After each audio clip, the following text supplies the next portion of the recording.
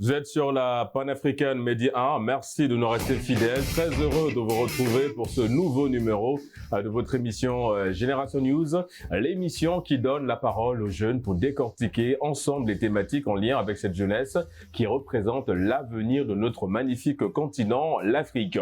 L'évolution de l'Afrique passe nécessairement par une jeunesse capable d'apporter des réponses à des problématiques parfois jugées complexes.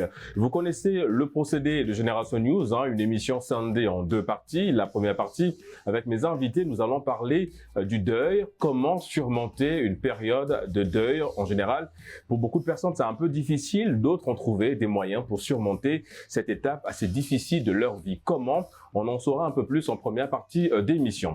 En deuxième et dernière partie d'émission, toujours dans le cercle familial, mais cette fois-ci, nous allons faire un focus sur, on va dire, un peu ce côté insatisfait des enfants, ces enfants qui mettent un peu la pression à leurs parents, toujours insatisfaits par rapport à ce que les parents proposent. Pourquoi et comment? Eh bien, les éléments de réponse en fin d'émission. Avec mes invités, ils sont là sur ce plateau de Génération News.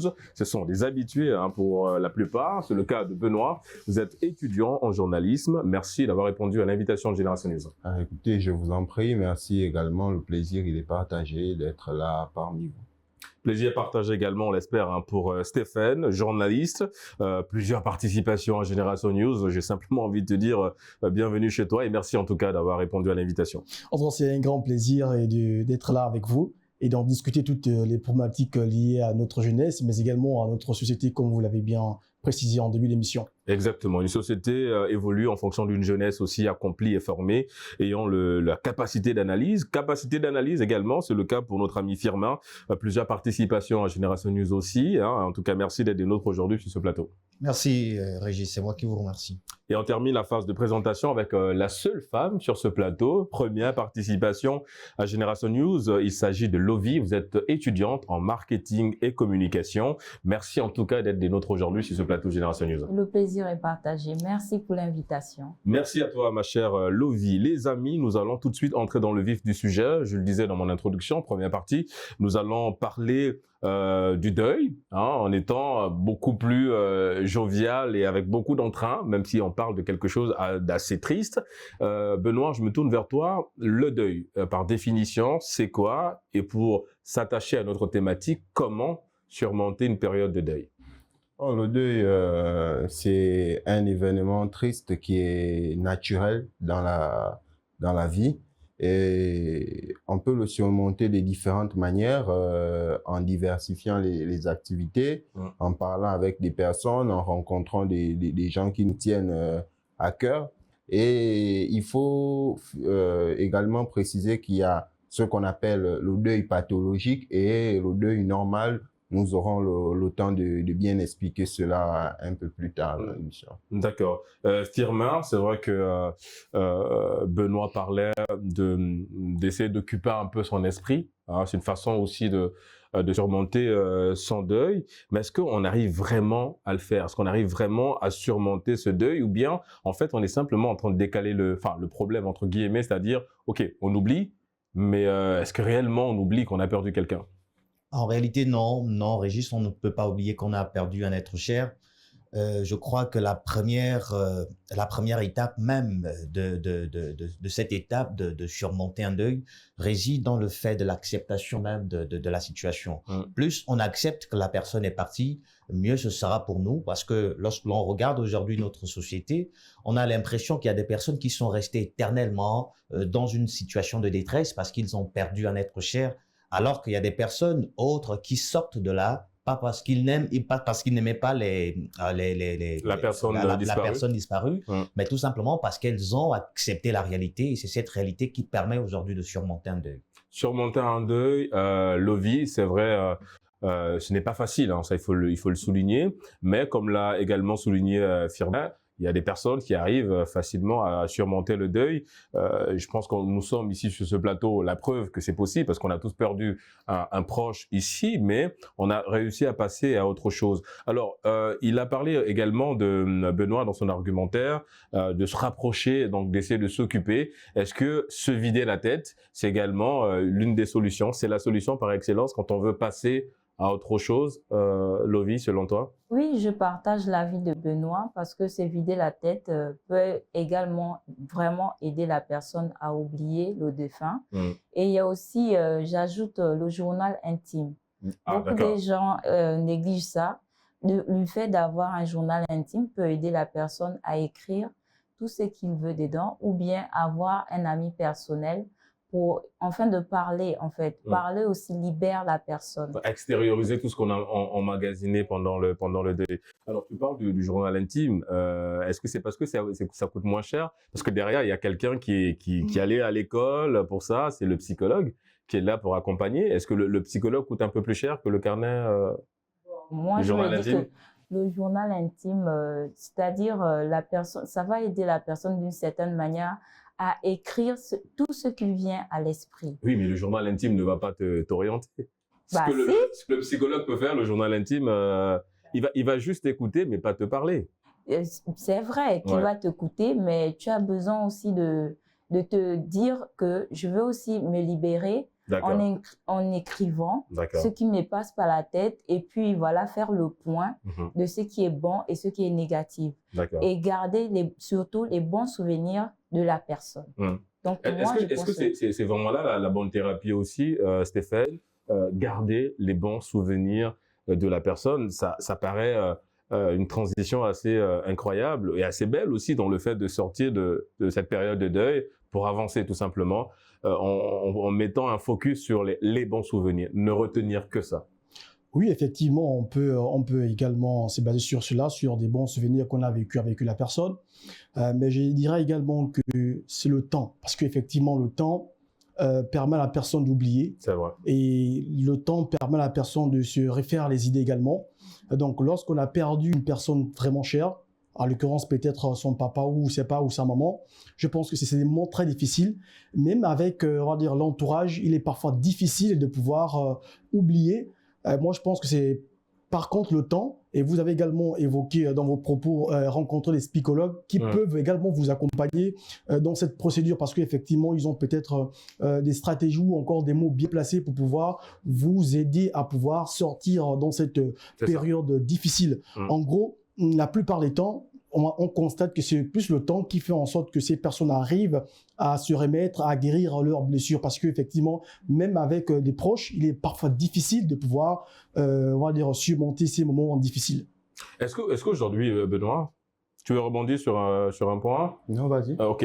Je voulais revenir sur l'avènement des nouvelles technologies aussi. Je ne sais pas si vous l'avez vu. En Chine, par exemple, il y a une IA qui permet de faire revivre les morts, entre guillemets. C'est-à-dire que vous payez une agence, donc derrière l'intelligence artificielle, et qui va récolter toutes les données en lien avec la personne disparue, c'est-à-dire sa voix, ses intonations, quelques photos. Et ensuite, on va vous produire une image, donc une intelligence artificielle, avec voilà le visage de votre maman et vous pouvez converser avec elle. Est-ce que tout ça aujourd'hui ne concourt pas un petit peu à tuer vraiment le deuil quelque part? Tout à fait, parce que à un certain moment, on aura l'impression que le deuil, plutôt qu'un événement triste, devient plutôt une occasion de faire du merchandising, de faire du business dessus. Pour parler du... Et même pour la personne, c'est encore une douleur. C'est-à-dire que tu te retrouves encore avoir une image de ta maman avec qui tu discutes. C'est vrai qu'à un moment, ça peut être quelque chose de... Ça peut vous faire oublier ça, mais c'est quelque chose de passager. Vous allez utiliser l'outil en question et une fois que vous avez fini d'utiliser cet outil, c'est un retour à la réalité. Et c'est à ce niveau où je parlais de la différence entre un deuil normal et un deuil pathologique. Parce que le deuil normal, normalement, il prend maximum quelques mois. C'est-à-dire, vous n'allez pas oublier la personne, mais vous avez réussi déjà à accepter de vivre avec le chagrin et sans la personne dans votre vie. Le deuil pathologique, il va au-delà même d'une année. C'est-à-dire, la personne a du mal à se projeter, la personne ne voit plus un avenir sans la personne qui lui était chère. On peut le comprendre, mais à un certain moment, si vous êtes dans un état dépressif permanent, c'est à partir de ce moment on parle du deuil pathologique. Oui, ça bloque tout. C'est-à-dire que vous avez du mal à vous reconstruire, en fait. À parler avec des gens, à converser, à faire des activités. Or, c'est justement cela qui doit vous faire sortir de cet état dépressif que vous apporte le deuil pathologique. Donc, l'outil que vous disiez, c'est basé sur l'intelligence artificielle. Ouais. C'est beaucoup en Asie. Hein. Il y a des entreprises en Asie qui ont développé... Qui basent dessus. Et ça peut vous faire sortir, comme je disais, pendant un temps, de votre chagrin, mais vous faites un retour à la réalité. Et c'est ce retour à la réalité qui peut être brutal. Parce que c'est comme si à un moment, comme on va dire, quand quelqu'un qui boit, qui prend de la boisson, ça vous fait oublier vos soucis. Mais après, c'est le retour à la réalité. Ouais, comme on dit, on ne noie pas les soucis avec de l'alcool parce que les soucis savent nager. Donc, derrière, ça devient un peu plus compliqué.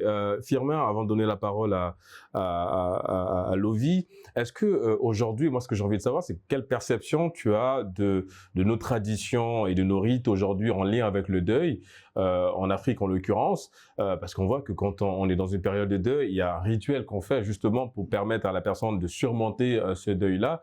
Est-ce que voilà, quelle perception as-tu de tout ce processus-là?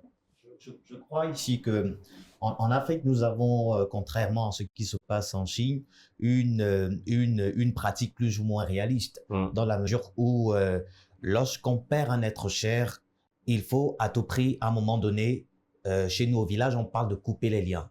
Exactement. Pourquoi couper les liens? Parce que on a une perception continuelle de la vie. On se dit qu'aujourd'hui, si la personne est partie, la vie continue, on peut plus ou moins se réaliser. Mais pourquoi aller chercher, comme vous l'avez dit tout à l'heure, une sorte de procédure, d'image afin de remplacer, si vous voulez. De remplacer ou bien de réouvrir la plaie. Enfin, pour moi, ça ne servira pratiquement à rien si ce n'est que de tourner en rond. Le plus important, comme vous l'avez dit tout à l'heure, c'est qu'en Afrique, nous avons des pratiques plus ou moins qui nous permettent de surmonter ces épreuves de par l'acceptation. Parce que lorsque vous regardez, je vous prends un exemple simple, Régis, regardez un peu ce qui se passe chez nous dans certains villages. Lorsque vous perdez, par exemple, votre mari, si vous étiez marié, mais on vous fait passer un deuil, on vous fait passer une étape, une procédure qui va vous permettre de surmonter cela par le fait de couper un certain nombre de liens et de faire en sorte que la personne qui reste bien et la personne qui part en paix. Et c'est dans ce sens que je dis qu'en Afrique, nous avons quand même des pratiques plus ou moins positives qui nous permettent, d'accord, de surmonter et d'ailleurs, moi j'ai assisté à une cérémonie, c'est-à-dire que vous savez que les jumeaux chez nous en Afrique, il y a une dimension assez spirituelle par rapport à ça. On sait ce que ça représente dans beaucoup de familles. Et il y a une dame en fait qui avait fait une fausse couche au bébé. Et donc en fait pour l'enterrement des petites, donc il fallait tout un rituel autour, c'est-à-dire qu'il fallait, comme il disait, rompre les liens avec les petites parce que il y a une dimension derrière et ça permettait effectivement à la maman également de faire son deuil et de passer à autre chose. Donc effectivement, on a la grâce, j'ai envie de dire, d'avoir encore des détenteurs de cette richesse-là, de cette culture-là, et puis qui nous font avancer. Oui, Stéphane, tu voulais rebondir rebondir par rapport à ce dont il a dit. Effectivement, c'est vrai, dans nos traditions, effectivement, il y a ce genre de pratiques, mais est-ce qu'en réalité, ça change grand-chose? C'est vrai, oui, on coupe certains liens parce que effectivement, peut-être la femme a eu une certaine durée avec le mari, certainement, ils étaient déjà, on va dire, en quelque sorte combinés, tout ça. Mais la douleur, il reste.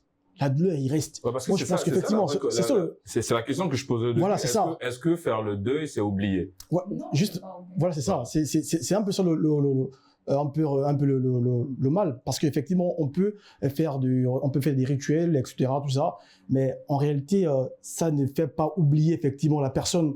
Moi je pense que c'est plus que, comme je le disais dans mes propos précédemment, que c'est plus le temps avec des conseils, avec l'entourage qui font en sorte que la personne plus oublier, plus essayer de sortir, effectivement, parce que on est d'accord que si tu as perdu ton mari, ben c'est pas en 2 mois, 6 mois que tu vas te vider la tête. Voilà, je pense que c'est avec des conseils.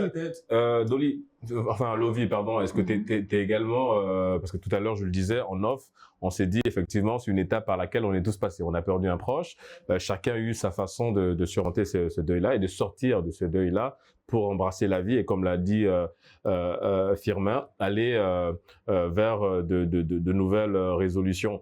Comment toi t'as fait pour surmonter ce deuil-là, si la question n'est pas assez indiscrète? D'accord, moi j'ai eu la chance d'avoir un ami. Vraiment, c'est lui qui m'a vraiment aidée pendant cette période parce que c'était un être vraiment cher. C'était comme un père pour moi. D'accord. La personne décédée? Décédée, voilà.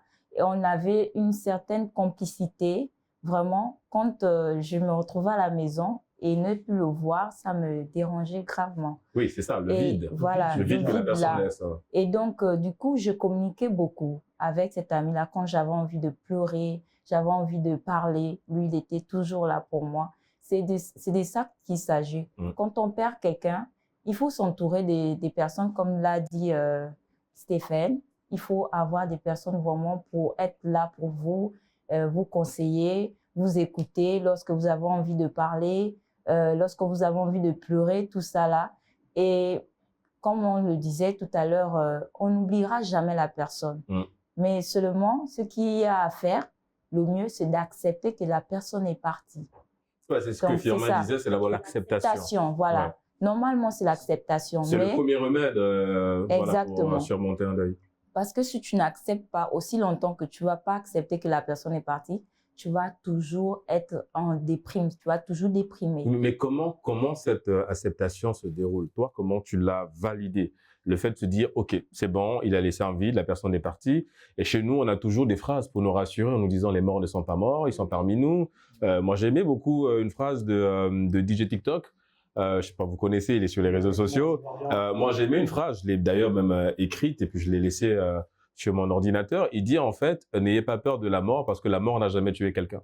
Moi, je trouve ça tellement philosophique et je trouve ça tellement profond ce qu'il dit parce qu'en fait, en vérité, c'est exactement ça, tu vois, parce que c'est quelque chose. En fait, je pense que ce qui fait plus peur dans la mort, c'est l'inconnu. On ne sait pas ce qui va se passer derrière. Donc, c'est beaucoup plus ça. Mais du coup, toi, comment tu as accepté? Comment tu as accepté de laisser la personne partir et de vivre ton deuil? Moi, je l'ai accepté en me levant chaque matin. Déjà, il avait un siège. Il aimait beaucoup s'asseoir. Donc, quand je viens le matin, je vois le siège, il est vide. Donc, je dis, bon, mais bon, il est de l'autre côté. Je ne dois pas m'en faire. Il est bien là-bas. Il est heureux là-bas. Donc, je ne dois pas le retenir ici en étant triste encore ou bien à pensant à lui.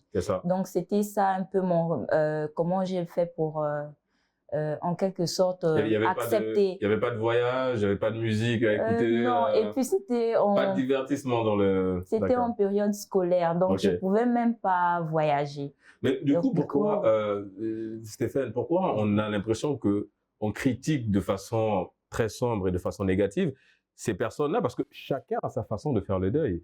Mais pourquoi on a l'impression qu'il faut tout de suite avoir un jugement où on doit avoir un deuil universel? Parce qu'il y a des gens, il a perdu un proche, le lendemain, tu vois, il fait la fête. Hein. Tu as l'impression qu'il est dans le déni. Non, c'est pas le déni, mais c'est une façon pour lui de dire, il passe à autre chose.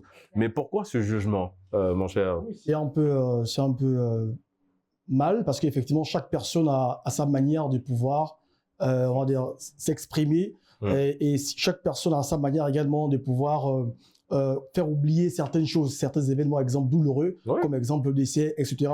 Donc moi, je pense que ça dépend du caractère de la personne. Mais malheureusement, comme tu l'as si bien dit, que les gens ont tendance à, on va dire, à procéder tous de la même manière. C'est-à-dire, si toi, tu oublies, exemple, ce deuil, par exemple, en écoutant la musique, on dira, ben, cette personne, exemple, n'a pas été d'amour pour toi.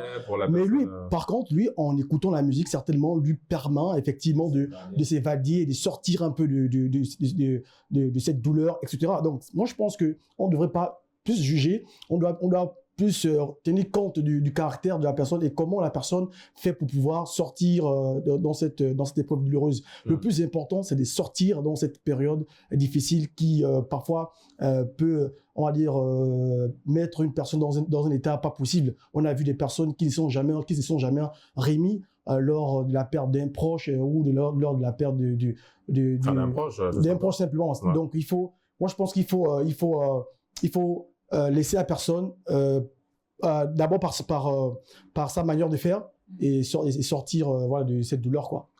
Oui, vas-y. En fait, moi, je ne vois pas pourquoi il faut essentiellement critiquer une manière de faire son deuil, en fait, parce que c'est quelque chose qui demande un peu de pragmatisme. Ça dépend du caractère de la personne et du lien qu'on avait avec la personne qui est décédée, qui vient de partir.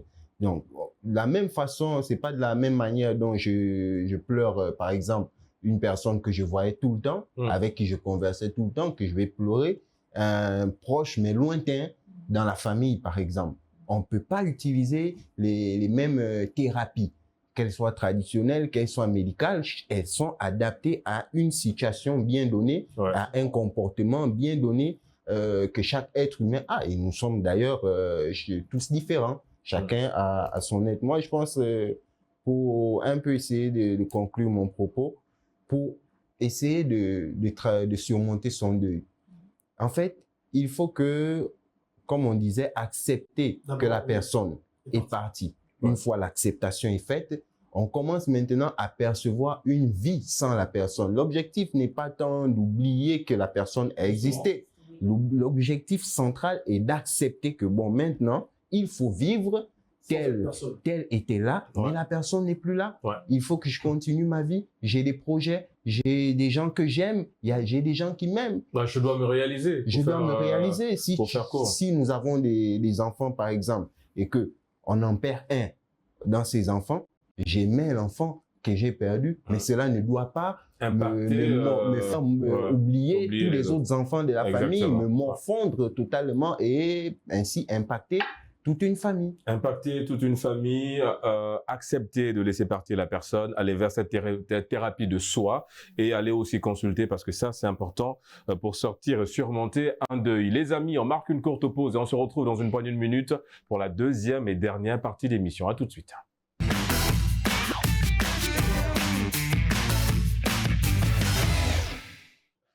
De retour sur le plateau de Génération News pour la deuxième et dernière partie de l'émission. Nous restons toujours dans le cercle familial puisque nous allons parler de cette relation parfois un peu tendue entre les parents et les enfants. Lovie, je me tourne vers toi pour cette deuxième partie de l'émission. On parle un petit peu de ce côté insatisfait des efforts fournis par parents, en l'occurrence ces enfants qui trouvent parfois que papa ou maman ne font pas assez d'efforts par rapport à eux. Quelle perception déjà as-tu de ce jugement et ce comportement des enfants?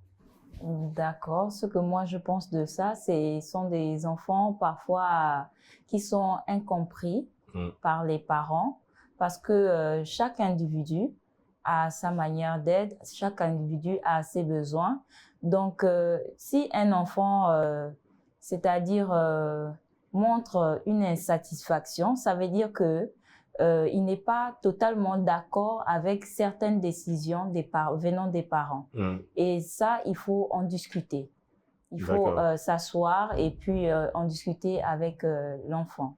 Voilà. D'accord. Mais quand je parle du côté, la thématique, c'est pourquoi les enfants contestent-ils les efforts familiaux, parentaux, pardon. C'est dans le sens où, par exemple, je suis d'accord avec toi, ce que tu viens de dire, c'est pertinent. Mais par exemple, tu vois, un enfant qui va dire à papa, écoute papa, je veux que tu m'achètes un téléphone.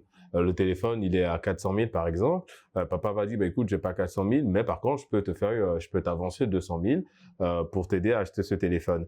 La perception de l'enfant, c'est que son père est dans l'incapacité de lui offrir ce téléphone-là. Donc pour lui, il estime que son père ne l'aime pas ou que son père n'est pas assez, on va dire, sur le plan financier riche pour lui offrir un simple téléphone. Et ça, c'est par comparaison à son ami à l'école ou bien à son pote qui a un téléphone à hauteur de 400 000. Donc en fait, on a l'impression que parfois les enfants banalisent les efforts fournis par les parents derrière Benoît. C'est quelque chose d'assez incroyable, mais malheureusement, on le vit tout le temps. Ces enfants-là qui sont toujours très peu reconnaissants des efforts fournis par les parents. Tout à fait. Et à la base, moi, je me dis, ça va déjà de l'éducation. Quelle éducation vous avez donnée à l'enfant?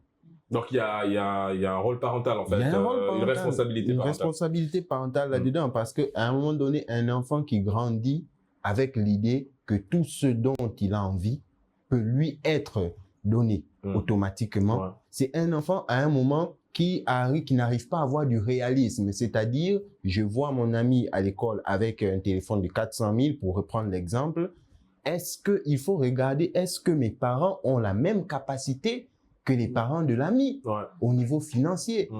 On va pas demander à un parent qui a un salaire, par exemple, de 500 000 dans le mois, de prendre 400, 300 000 pour payer le téléphone d'un seul enfant dans la maison. Et à ce niveau, tout ça n'est pas pris en compte par l'enfant. Et la responsabilité parentale, elle intervient au niveau de l'éducation. Si l'enfant, il a été éduqué, comment dire, à se contenter de ce qu'il a, on lui montre que l'argent, ça a de la valeur, ça se travaille durement. Cet enfant-là, quand il grandit, il connaît ce qu'on appelle de l'effort qui est fait, il le reconnaît, l'effort qui est fait par ses parents. Moi, j'ai très souvent eu le cas des fois avec les parents, on discute souvent un peu, des fois sur les demandes de la petite sœur ou du petit frère et tout. Une fois, j'ai dit à maman que moi, je comprends l'amour que tu peux avoir pour tes enfants, mais à un moment donné, quand il y a une demande qui ne peut pas être satisfaite, parce qu'il y a d'autres choses plus importantes à faire, il faut le dire à l'enfant. Il ne faut pas prendre et chercher des faux fuyants, parce qu'à un moment donné, l'enfant doit comprendre que nous sommes dans un monde réaliste et tout ce que l'on désire, on ne peut pas l'avoir. Tout simplement. Et à ce niveau, dès que l'enfant l'a déjà intégré, je pense que tu mesures maintenant les efforts qui sont faits par les parents. Aujourd'hui, nous sommes étudiants, nous vivons à l'étranger. Moi, je dis souvent des fois à mes parents qu'aujourd'hui, je comprends vraiment quand un enfant dit à ses parents qu'il ne veut plus continuer les études, qu'il est fatigué, machin, il veut s'asseoir. Je comprends maintenant la réaction des parents parce que quelque part, tu penses à tous les efforts que tu as fournis pour arriver à être père de famille, à t'occuper au minimum de tes enfants et qu'ils te disent qu'en fait, lui, il n'a plus envie de rien faire de sa vie et tout. Lui, il veut juste s'asseoir. Mais en fait, c'est là où tu réalises que vraiment les parents ont été forts. Mais comment on arrive comment les enfants aujourd'hui arrivent à avoir cette perception-là erronée, j'ai envie de dire, des efforts parentaux? Parce que effectivement, nos parents se battront toujours pour nous, parce que c'est quelque part leur rôle. Mais au-delà de ce rôle-là, je pense que nous, les enfants aussi, on est appelés à aider nos parents dans certaines situations. Tu as parlé tout à l'heure de la compréhension. La compréhension, ça reste aujourd'hui en fait un élément par lequel on peut aider nos parents. Mais on a l'impression qu'aujourd'hui, surtout quand les étudiants que vous êtes aujourd'hui, d'autres qui nous regardent aussi, quand ils sont à l'étranger, c'est pas pour tirer à boulet rouge sur eux, mais on a l'impression qu'en fait, ils vont vraiment réaliser des idées assez sombres. Tout ça pour soutirer parfois de l'argent à papa ou à maman. On va mettre en place une technique de manipulation qui est en l'occurrence l'urgence. Donc on va dire à papa, j'ai examen la semaine prochaine, si je ne paie pas, je ne participe pas à l'examen. Et là, tout de suite, papa va devoir se débrouiller à trouver 400 000 ou le montant demandé avec un chrono assez serré. Et derrière, tu as des étudiants qui sont à la maison, qui font rien, qui ne veulent pas trouver une petite bricole pour essayer d'aider les parents, mais qui sont dans le jugement et qui contestent. Comment avoir et analyser cette perception, mon cher Firmin? Régis, je crois d'abord je vais d'abord un peu contextualiser la chose sur le point de vue juridique, parce que vous savez, lorsque l'on sort de notre continent, vous savez, en France, lorsque vous ne vous occupez pas d'un enfant, ils peuvent vous assigner devant une juridiction. Autrement dit, c'est une obligation parentale de s'occuper de ses enfants. Vous savez, aujourd'hui, certains enfants sont exigeants, c'est par rapport aux exigences des parents. Il est hors de question que vous envoyez un enfant à l'étranger. Et vous savez, par exemple, moi, je suis juriste, je suis en master de droit. Les œuvres de droit ne coûtent pas 2500. Mon père sait que je fais droit. Mais il est hors de question que tu me dises qu'aujourd'hui, je ne peux pas t'offrir une œuvre juridique qui coûte peut-être 15 000 francs, alors que tu connais les exigences même de la matière ou bien de la discipline que je suis en train de faire. Donc, c'est par rapport à ces exigences plus ou moins parentales que l'enfant aussi se dit, bon, mon père, tu sais qu'aujourd'hui, j'aurais peut-être besoin de ça, j'aurais peut-être besoin de ça, mais à un moment donné, il faut mettre les moyens. C'est la raison pour laquelle j'étais peut-être en train de rire la dernière fois lorsque mon prof de droit criminel m'a dit, mais l'école, ce n'est pas pour les pauvres. L'école n'est pas pour les pauvres. Tu veux que ton enfant excelle sur le plan scolaire, il faut mettre les moyens.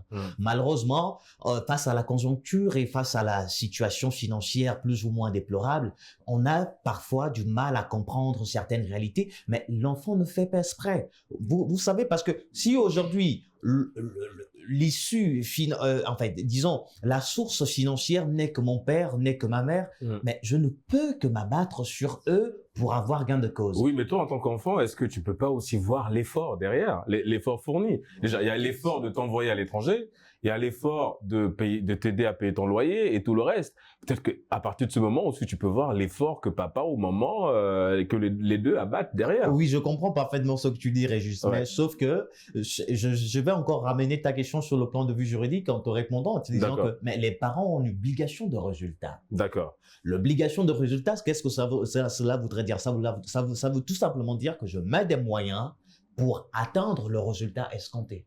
Si vous ne mettez pas les moyens, ne vous attendez pas à ce que le résultat soit celui que vous voulez, tout simplement. Donc aujourd'hui, tout ce qu'on doit peut-être comprendre sur ce point, c'est peut-être plus ou moins une question d'organisation. Je sais que mon enfant fait les études de médecine pendant 9 ans. Je m'organise de telle sorte que financièrement, j'assume les responsabilités financières de mon enfant pendant 9 ans. Tout simplement. D'accord. Mon cher Stéphane? Oui, effectivement, moi, je partage également son point de vue, qu'aujourd'hui, si on a un enfant, effectivement, c'est un projet, effectivement. Si tu dis, effectivement, que ton enfant doit faire, exemple, les études du journalisme ou c'est pas, ben, tu dois te préparer en conséquence pour pouvoir accompagner cet enfant. Et moi, je dirais également la communication. Tout part également de la communication. Ok, d'accord, tu fais les études de journalisme. Ok, l'école, exemple, coûte combien? Exemple, sur l'année d'exemple de 5 ans. Ben, tu dois te préparer en conséquence pour pouvoir accompagner cet enfant. Parce qu'effectivement, comme il a si bien dit, c'est un enfant d'abord, à la base.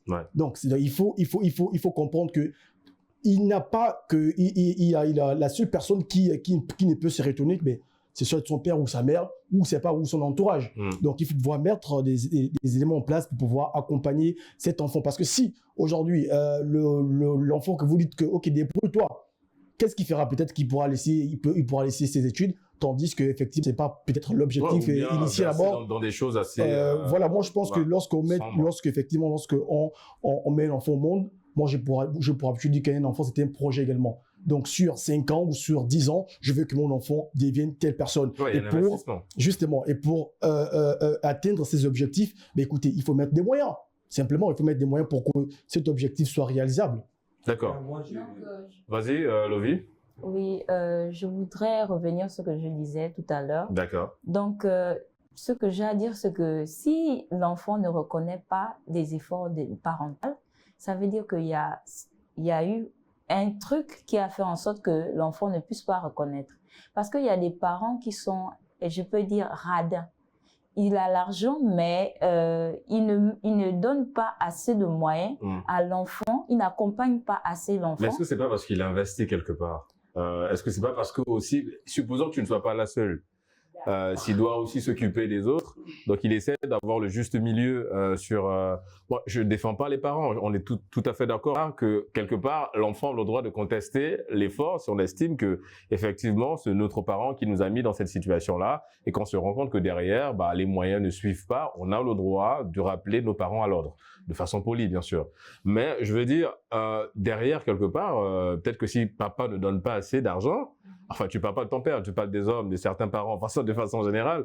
Peut-être pas radin, c'est un peu trop fort. Mais je dirais peut-être que voilà, il essaie juste de réfléchir à mieux repartir. Voilà, c'est sous une bonne répartition, quoi. Peut-être, mais sinon, il faut reconnaître qu'il y a des parents vraiment, ils sont très serrés du côté financier. Je suis d'accord. C'est que même si prenons l'exemple de nous qui sommes à l'étranger. Ouais. Quand on se plaint de la galère, eux, ils pensent que nous, on veut juste, c'est un moyen. Situation difficile. Voilà. On veut juste, c'est juste un genre, ou bien on est en train de blaguer et tout. On a envie de soutirer un peu d'argent. Voilà. Ouais. Et ils nous mettent dans le même bateau que ceux-là qui font la fête de n'importe quoi avec l'argent que les parents les envoient.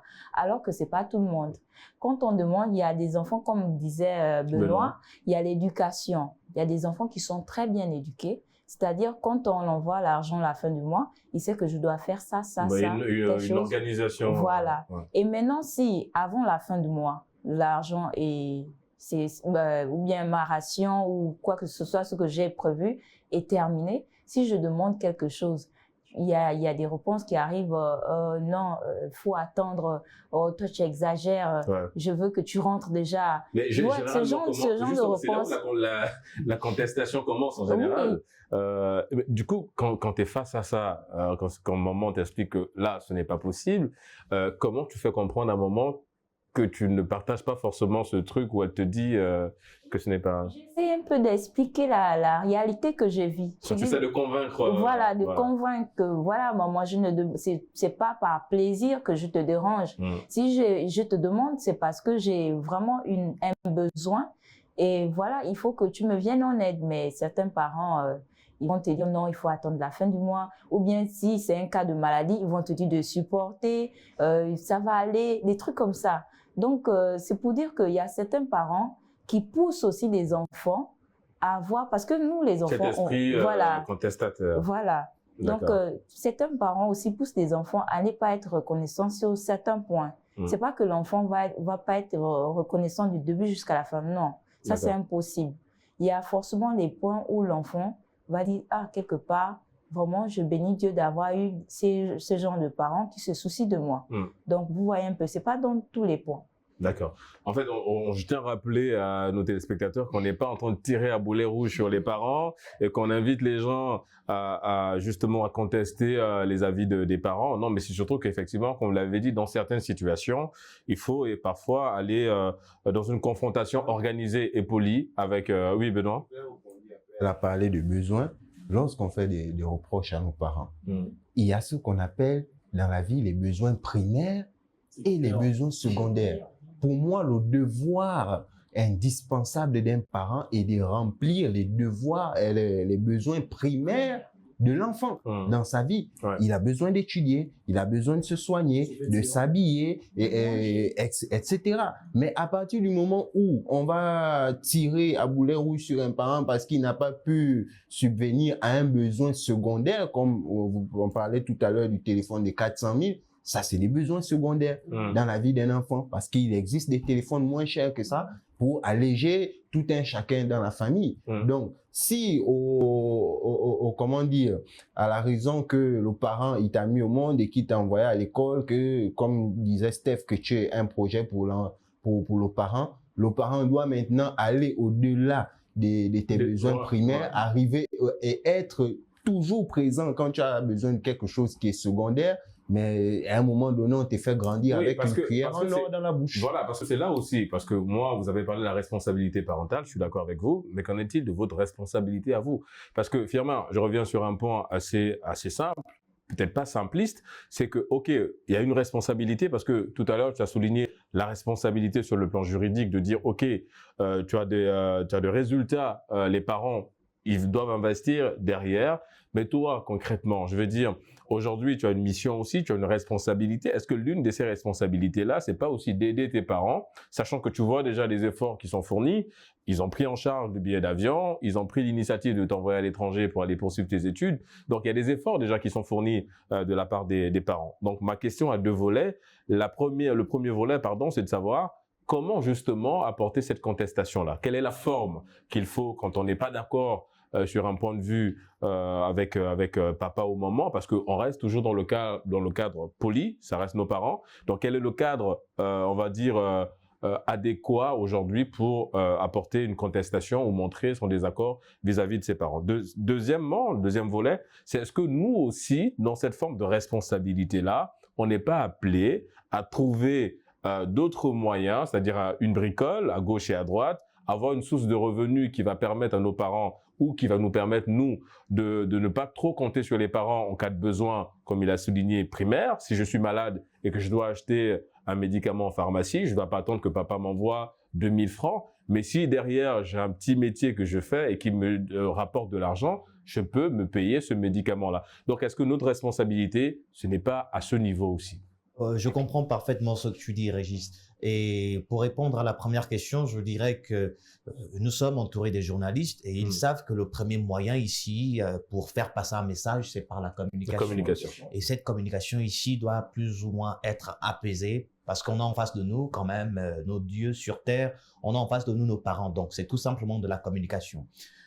S'agissant de la deuxième question, je crois que tout va de l'environnement là d'où l'on se retrouve. Parce que, par exemple, pour ceux qui sont au Sénégal, il n'y a pas d'autres jobs ou d'autres bricoles que, enfin, je vais peut-être un peu abuser, que des centres d'appel, des centres d'appel et autres, mais tout le monde n'est pas disposé à faire dans les centres d'appel. Mais il y a du commerce, il y a du commerce en ligne, le e-commerce. Oui, je suis parfaitement d'accord, Régis, mais sauf que ici, si par exemple vous avez quelqu'un par exemple qui est en France, mais ce dernier sait que je dois peut-être aller travailler pendant 2 heures et aller à l'école à 15 heures. Oui, mais Firmin, est-ce qu'on doit tout attendre des parents non, aussi, on ne peut pas tout attendre des parents. Or, nous sommes dans un pays où on a besoin de la main-d'œuvre H24. Je suis d'accord. On a besoin de la main-d'œuvre H24, ce qui signifie que, d'une part, tu vas oublier la raison pour laquelle tu es ici et tu vas mettre de côté, par exemple, tes objectifs sur le plan académique. Oui, on ne peut pas tout attendre des parents, mais tout dépend également de l'environnement dans lequel nous trouvons. En fait. Ouais, Stéphane, lui, il a envie de, ça se voit, il a envie de dire. Ouais, effectivement, pour répondre également, tout part également par des valeurs transmises à votre enfant. Et l'éducation, effectivement, si vous avez habitué votre enfant à travailler, à toujours se battre, on est d'accord que même s'il est à l'étranger, il trouvera un moyen de pouvoir toujours essayer d'aider ses parents. Mais si vous n'avez pas aidé, vous n'avez pas, on va dire, transmis ces valeurs à votre enfant du travail, ne vous attendez pas au pire. On est d'accord que même à l'étranger, il va toujours compter sur vous. Donc tout part déjà par l'éducation, j'y arrive, mais également par la communication avec ses parents. Parce qu'il faut toujours trouver, on va dire, un moyen pour pouvoir, même s'il y a des difficultés. Mais de la volonté. Tu peux avoir la volonté, effectivement. Mais justement, la volonté part des valeurs déjà, parce que si vous n'avez pas ces valeurs, vous ne pouvez pas avoir la volonté. C'est pourquoi j'ai insisté effectivement sur les valeurs transmises à votre enfant lors de son bas âge. Si vous avez habitué votre enfant à travailler, à être toujours actif, à mériter effectivement. Mais écoutez, même à l'étranger, il ne va pas avoir ce genre de problème. Lovi, est-ce que toi, oui, vas-y, Lovi. Oui, Régis, tu parlais d'avoir une bricole pour pouvoir quand même alléger les parents. Ouais. Il y a des parents, une étudiante va être là, il va proposer à sa maman ou son papa que non, papa, voilà, je vais faire une bricole un peu. Le papa s'impose directement, il refuse complètement, il dit non, je veux pas je t'ai pas envoyé là-bas pour aller faire des bricoles et tout. Donc, vous voyez que l'enfant... Désolé de t'interrompre, mais si ce parent a les moyens de sa politique, il sait sur quoi, il n'y a pas de problème, ça va. Mais si tu connais la situation financière de tes parents, c'est justement ces mêmes parents qui viennent encore se plaindre. Ouais. Lorsque tu fais des besoins, tu les appelles pour dire que non, j'ai tel besoin. Ils viennent encore se plaindre pour dire, oh, toi, tu demandes trop l'argent, attends, voilà, ceci, cela. Est-ce que toi, moi, la question que je pose, c'est est-ce que si tu veux démarrer un business, tu as tout de suite d'abord besoin de l'avis de tes parents? Non, justement, ça veut dire que si, par exemple, tout à l'heure, tu parlais de l'organisation, si on t'envoie, je suppose, 200 000 francs par mois, tu sais que dans les 200 000, tu dois payer ton loyer, tu dois faire les courses, tu dois payer les charges, donc l'eau, le courant, la connexion Internet et potentiellement les abonnements sur les plateformes Netflix, Amazon et tout le reste. Et c'est à toi de mettre ton budget à côté. Imagine, tu retires 10 000 chaque fin du mois dans ce budget-là que tu mets de côté. Ça va te permettre de démarrer ton business. Tu n'as pas forcément besoin d'appeler papa pour dire « Papa, j'ai besoin de 100 000 pour démarrer un business ». Donc, c'est pourquoi tout à l'heure, je voulais souligner la question de la volonté, quelque part. Donc, je suis d'accord avec toi. Il y a des parents qui vont te dire « Non, on ne veut pas ». On arrive facilement à subvenir à tes besoins. Donc, plus besoin de t'engager dans une activité génératrice de revenus. On s'en charge. Voilà. Régis, excuse-moi de te couper. En quelques mots, les gars. Déjà, la responsabilité des parents, c'est de s'occuper des besoins primaires, comme il a si bien dit. Voilà. Donc, déjà, c'est nourrir, c'est loger. Effectivement, ça va être la responsabilité des parents. Maintenant, les besoins secondaires, exemple, pour s'acheter un téléphone, effectivement, ça peut effectivement venir de toi-même pour, voilà. Les amis, nous sommes arrivés au terme de cette émission. Benoît, ça allait très vite. Je sais que la thématique, elle est pertinente, mais ça allait très vite, les amis. Lovi, merci d'avoir participé à Génération News, étudiante en marketing et communication. Tu reviens quand tu veux, hein, Génération News. C'est ta famille, c'est ta maison. Benoît, quand tu veux, évidemment, tu reviens sur Génération News. Merci d'avoir participé. Étudiant en journalisme et communication, tu veux dire un petit truc? Un petit message pour effectivement les enfants, pour la jeunesse. Chez nous, les parents nous donnent souvent un proverbe. Ils disent, enfants, 20 ennemis joyeux. Qui veut dire? Ça veut dire qu'en fait, la joie et le bonheur est derrière la souffrance. D'accord. Traverse d'abord cette souffrance et tu connaîtras ton bonheur. Super. Firmin, merci d'avoir participé à Génération News, juriste. Merci en tout cas d'être de nôtre aujourd'hui. Et puis évidemment, Stéphane, étudiant en journalisme et communication. Ah, que dis-je, diplômé. Donc voilà, tu es journaliste. Merci d'avoir participé à Génération News. Vous l'aurez compris, c'est la fin de cette émission. Merci de l'avoir suivi. On se donne rendez-vous pour d'autres numéros toujours liés à la jeunesse. Et d'ici là, n'oubliez pas, quoi qu'il arrive et quoi qu'il advienne, gardez le sourire en compagnie de nos programmes.